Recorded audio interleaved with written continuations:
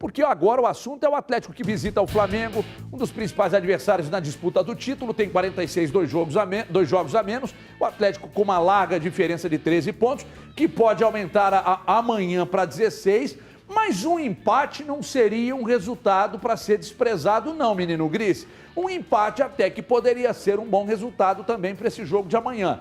O exemplo que eu dei agora no jogo aberto ali, eu gostaria até que você falasse sobre isso, é que é o seguinte, quando o Atlético fez Copa do Brasil, é outro clima, é outro estilo de jogo, é outro tipo de adversário, que eu estou dizendo é o seguinte, você vai lá e conquista uma vitória e abre uma boa diferença para o primeiro jogo, para o segundo jogo. Foi lá ganhando um jogo de 4-0. E o Atlético meio que controlou as ações, porque é um time seguro, é um time que tecnicamente é bom. Aí o Atlético vai jogar amanhã contra o Flamengo com 13 pontos de frente. Dá para fazer alguma relação sobre, bom, o Atlético não precisa chegar lá amanhã e sair desesperado para cima do adversário. Como é que você vê essa condição de chegar com 13 pontos de frente para o jogo de amanhã contra o Flamengo, que não vive lá de suas melhores fases depois da chegada do Renato? Ô Everton, assim, é claro que faz diferença, né? Tem algumas particularidades em relação ao duelo de mata-mata, porque assim, né? O Flamengo ele não tem que resolver o campeonato amanhã como o Fortaleza tinha que resolver na quarta contra o Atlético, né? O Flamengo ele pode, ainda que seja muito improvável, perder o jogo de amanhã e ser campeão brasileiro. Então isso tira um pouco do peso.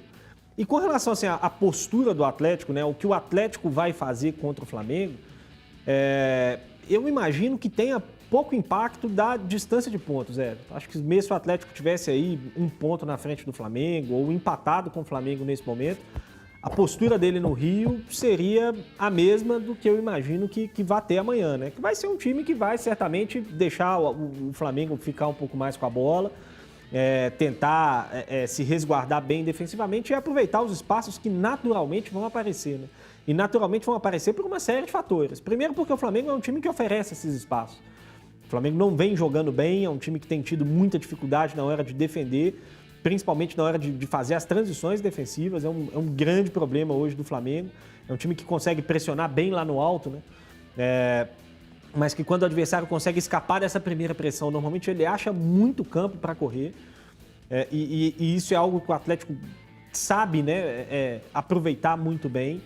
Segundo, porque há uma questão da pressão em cima do Flamengo mesmo, né? A pressão de desempenho, a pressão dos resultados. O Flamengo não venceu os últimos jogos, foi eliminado da Copa do Brasil, está muito atrás do Atlético no Campeonato Brasileiro. Então, acho que tudo bastante contra o Flamengo amanhã e acho que o Atlético vai tentar se aproveitar disso. Mas a tendência é de um jogo duro, Everton. Eu não acredito que vai ser um jogo muito tranquilo, não.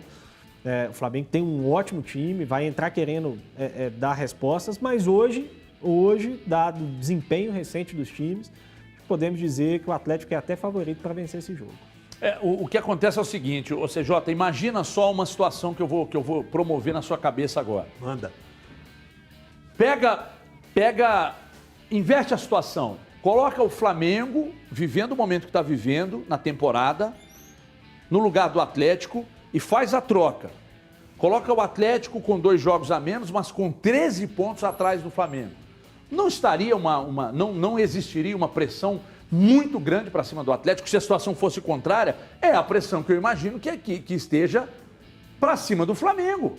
Porque o Flamengo tem uma Libertadores, mas o Renato sabe, já falou algumas vezes, e eu não acho que é só para fazer de bobo, o Renato sabe que é difícil demais buscar isso. E somado a isso aí, Everton, as últimas atuações. Somado a isso que você está falando sobre pressão, sobre o momento, diferença de pontuação, você tem atuações como a do Cuiabá, que o torcedor, a imprensa e os próprios jogadores sabem que podem render mais. Você tem contra o Atlético Paranaense, a atuação do meio da semana, desclassificação, mesmo sendo outra competição, como você bem lembrou, mas que uma pode influenciar na outra, tanto de forma positiva quanto de forma negativa. Não é muito melhor você ir para um jogo dessa grandeza, classificado para uma final de Copa do Brasil, fazendo 6 gols no adversário, poupando os jogadores e com 13 pontos de frente? Claro que sim, claro que sim. O momento fora de campo, essa pressão externa do Atlético é melhor. É menor, perdão. E o momento é melhor.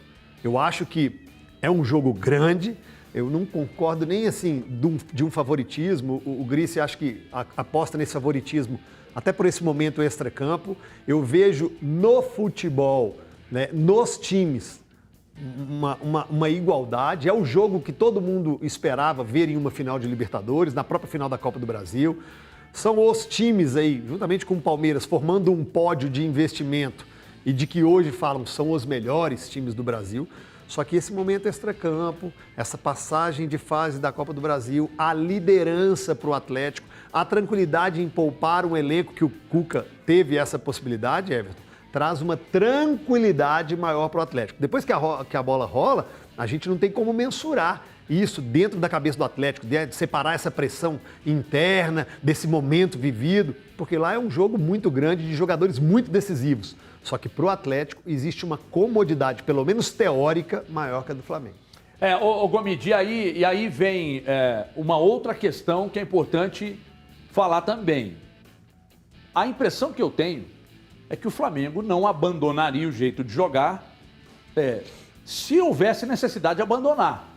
O Flamengo joga sempre do mesmo jeito. Que eu acho até que o Flamengo do Renato, ele joga o jogo. Eu vejo pouco... Caramba, eu acho até meio covarde dizer isso, mas eu vejo muito pouco o dedo do Renato no Flamengo e vejo do Vojvoda no Fortaleza. Eu vejo do Abel no Palmeiras, mas não vejo do Renato nesse Flamengo. Lá no Grêmio dele a gente até via. Não sei, a impressão que eu tenho é que vai lá e divirtam-se, sabe? Eu sei que não é isso, por isso que eu acho até meio perigoso ficar falando isso, que as pessoas fazem recortes, tipo, aí Renato, tá falando de você, nem que eu tenha essa pretensão de que vai acontecer, mas eu não vejo organização no Flamengo. É de Flamengo que joga aproveitando mais o aspecto técnico individual do que propriamente organizado. Amanhã, eu acho que o Cuca vai encontrar um adversário que joga do jeito que ele gosta que o adversário jogue. Você também pensa assim ou não? Everton, assim, eu concordo contigo, porque, e aí vou citar exemplos com relação ao próprio Flamengo, né? O Flamengo eliminou o Barcelona de Guayaquil na Libertadores, né?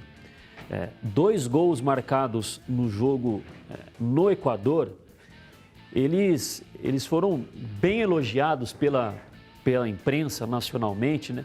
E aí, perfis que são bem interessantes, por exemplo, no Instagram, que é a rede social que eu tenho, que debatem, né? Que fazem postagem mais de cunho tático, assim, né? Explicando, igual as leituras de jogo que a gente faz aqui, mostraram os porquês do gol ter acontecido. Né? E foi uma construção de um gol que aconteceu naquele jogo contra o Barcelona, né? E que depois a gente não vê em outros jogos. Aí fica justamente essa dúvida. Bom, aquele gol, ele aconteceu porque os jogadores se organizaram ali no momento entre eles e enxergaram que dava para fazer aquele padrão de comportamento ali? Ou é algo realmente pensado e vai acontecer em mais partidas? Porque, por exemplo, depois dos gols contra o Barcelona de Guayaquil, o Flamengo não fez mais nenhuma movimentação parecida.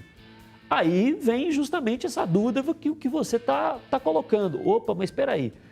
Se a gente enxergou algo contra o Barcelona de Guayaquil, por que contra o Cuiabá, contra o Atlético Paranaense? Nos 2 jogos? Não surgiu assim. É claro que a forma como o time adversário marca influencia também como o outro vai atacar, né? O Barcelona de Guayaquil quis pressionar o Flamengo mais alto. Isso propiciava o Flamengo a sair trocando passes do campo de defesa e encontrar muito campo para atacar a última linha de defesa do Barcelona, porque eles resolvem marcar alto.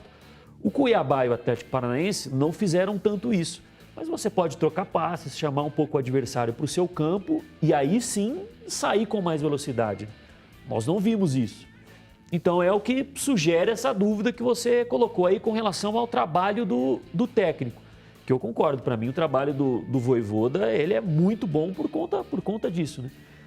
Existe uma diferença, né, Everton, em você trabalhar o time, você trabalhar a posse da bola, para essa bola chegar num jogador que você sabe que tem muita qualidade individual e ele vai estar numa situação que a gente chama das vantagens, né? Ele vai estar em vantagem contra o adversário, ou porque ele vai estar livre, ou porque, como ele é muito habilidoso, ele vai poder driblar esse jogador e criar uma finalização, criar um passe para gol.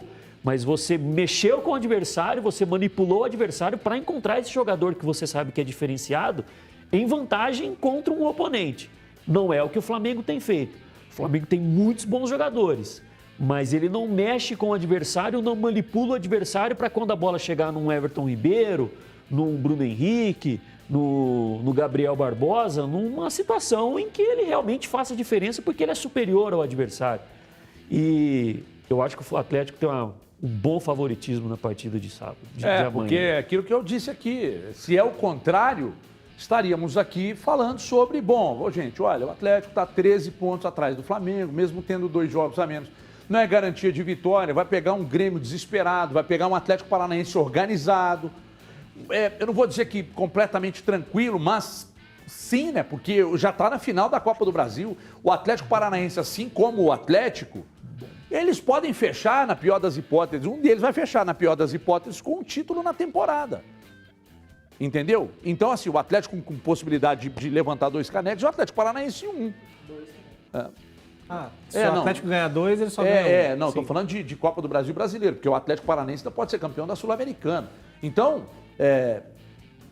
não tem garantia nenhuma, cara. O Flamengo vai pegar o Atlético Paranaense e vai atropelar, e vai pegar o Grêmio e vai atropelar.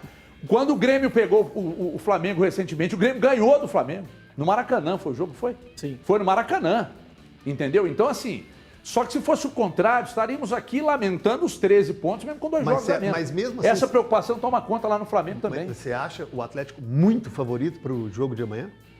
Muito favorito? Não, favorito sim.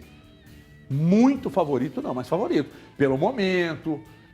Na parte teórica. Porque joga totalmente, porque está pegando o adversário mais forte. Está pegando o adversário mais forte. Todo favoritismo é teórico. Que é confirmado na prática. Sim. Que é confirmado na prática. Então, assim, eu acho o Atlético favorito. Eu não acho muito favorito. Daqui a